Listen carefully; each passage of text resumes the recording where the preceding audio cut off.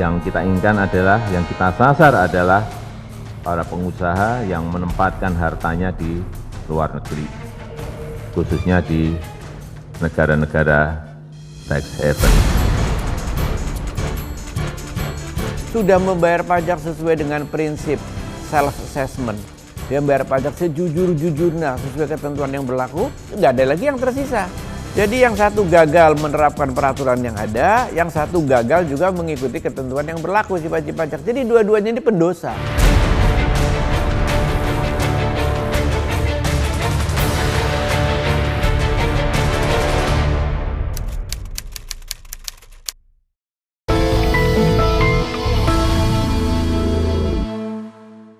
Salam jumpa. Tax amnesty atau amnesti pajak adalah kebijakan pengampunan pajak yang dikeluarkan pemerintah bagi wajib pajak. Kebijakan ini bertujuan untuk menarik dana warga negara Indonesia yang berada di luar negeri. Lantas mengapa pemerintah memilih amnesti pajak?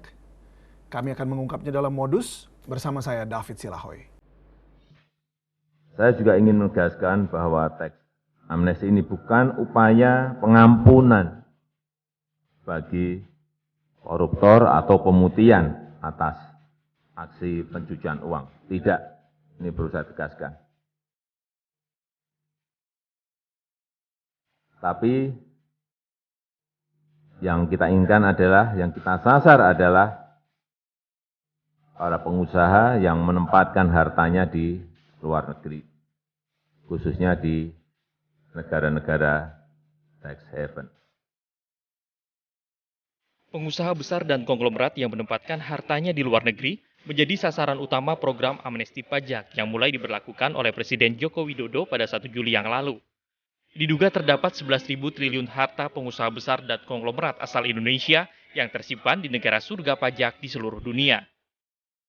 Amnesti pajak merupakan program penghapusan pajak yang seharusnya terutang, tidak dikenai sanksi administrasi perpajakan dan sanksi pidana di bidang perpajakan dengan cara mengungkap harta dan membayar uang tebusan yang diatur di Undang-Undang Pengampunan Pajak.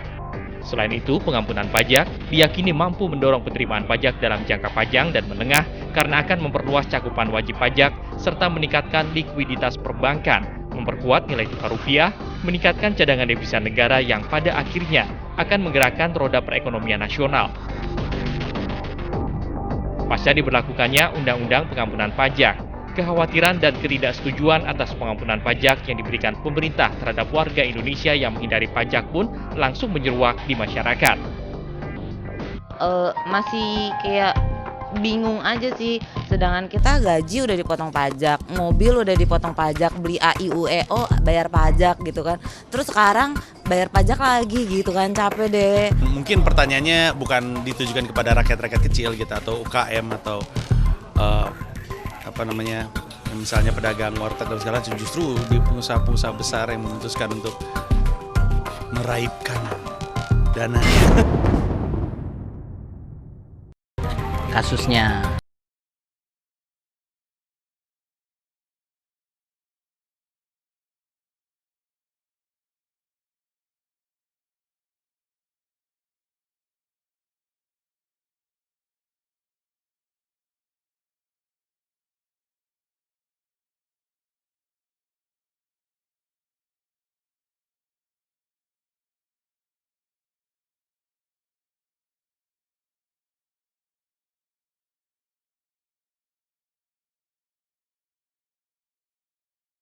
ini pun dinilai seperti memberikan karpet merah bagi pengusaha besar atau konglomerat pengemplang pajak.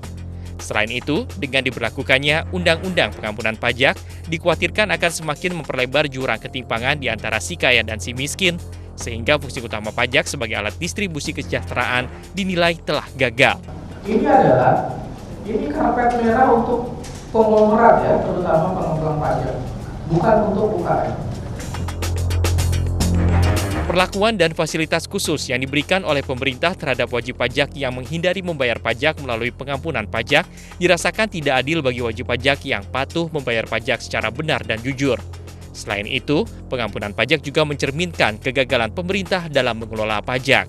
Kalau pemerintah bisa sejak dulu memungut pajak sesuai dengan ketentuan atau peraturan perundang-undangan yang berlaku, Udah nggak ada lagi yang ketinggalan, nggak ada lagi yang perlu diampuni, ya kan?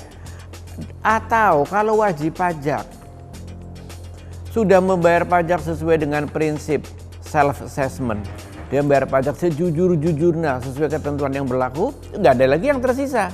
Jadi yang satu gagal menerapkan peraturan yang ada, yang satu gagal juga mengikuti ketentuan yang berlaku si wajib pajak. Jadi dua-duanya ini pendosa, ya kan? Jadi pengampunan ini untuk kedua belah pihak yang gagal mematuhi atau melaksanakan undang-undang. Keinginan pemerintah untuk menambah pemasukan dari pengampunan pajak sejatinya tidak mengindahkan aspek hukum dan cenderung berbahaya. Karena tidak menutup kemungkinan di balik pidana pajak, ada tindak pencucian uang yang bisa dilakukan dengan mengikuti pengampunan pajak. Apalagi melalui pengampunan pajak, para wajib pajak bisa semakin leluasa untuk menghindari pajak dan memiliki persepsi bahwa pemerintah lemah serta tidak bisa berbuat apa-apa untuk menindak mereka.